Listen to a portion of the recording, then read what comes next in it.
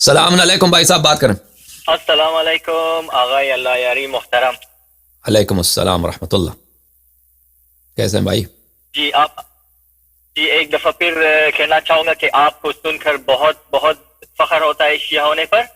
تو جی سوال تو نہیں ہے، لیکن میں آپ سے یہ کہنا چاہتا ہوں کہ یہ جو آپ نے اردو میں جو شروع کی ہے یہ کلاسز، یہ اس کی بہت ضرورت تھی۔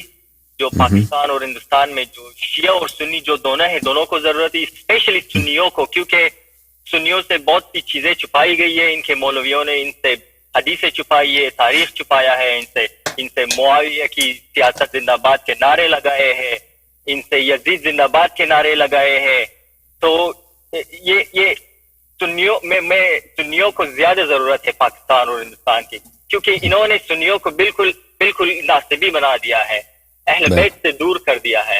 یہ جو خودکش حملے ہو رہے ہیں، جو ٹارگٹ کلنگ پاکستان میں جتنے مساجد اور مدرسوں پر اور امام بارگاہوں پر جتنے حملے ہوئے ہیں، یہ کہیں دنیا میں کہیں پر بھی نہیں ہے۔ اور یہ سارے کے سارے یہی جو مولوی ہے ان کے فتووں کی وجہ سے ہے، بلکہ یہ ایک دوسرے کو بھی کافر مانتے ہیں۔ دیوبندی ہے اور بریلوی ہے، یہ اہل حدیث ایک دوسرے کو بھی کافر اور واجب القتل مانتے ہیں۔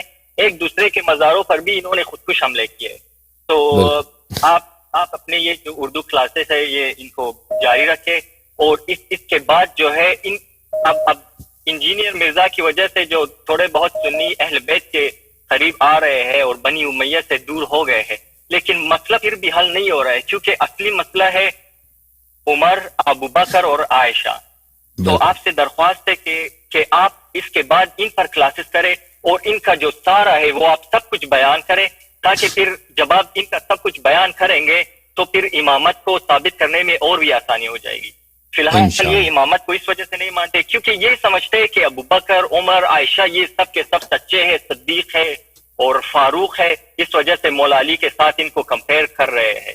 لیکن جب آپ سب کچھ بتائیں گے قرآن اور حدیث کی روح سے، تو آپ یقین جانیے، ابھی بھی جو مرزا کے جو لائیو پروگرام ہوتے ہیں جن سے سوالات پوچھے جاتے ہیں، ہر چوتھا پانچواں جو سوال کالر ہے، جو چاہے شیعہ ہو یا سنی ہو، وہ آپ کا نام لے کر سوال کرتا ہے کہ اللہ یاری صاحب نے یہ کہا ہے، ان کے سوال کا جواب کیا ہوگا۔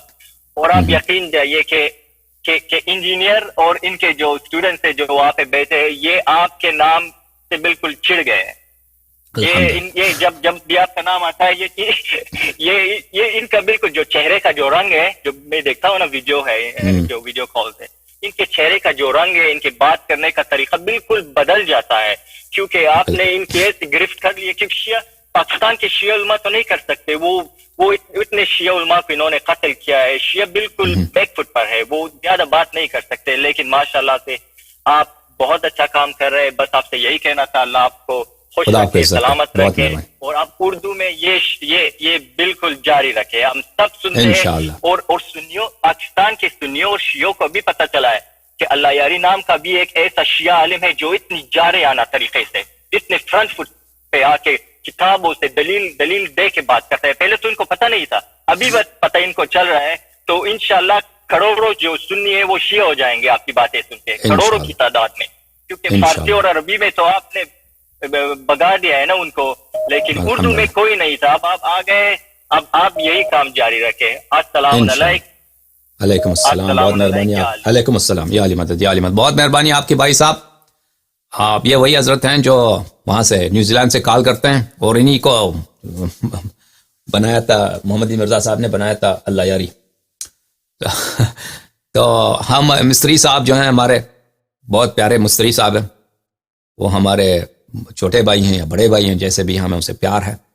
خداوند متعال ان کو ہدایت دے، اور اللہ تعالیٰ انشاءاللہ تبارک و تعالیٰ ان کو اصلی اسلام، حقیقی ایمان سے آشنا کر دیں۔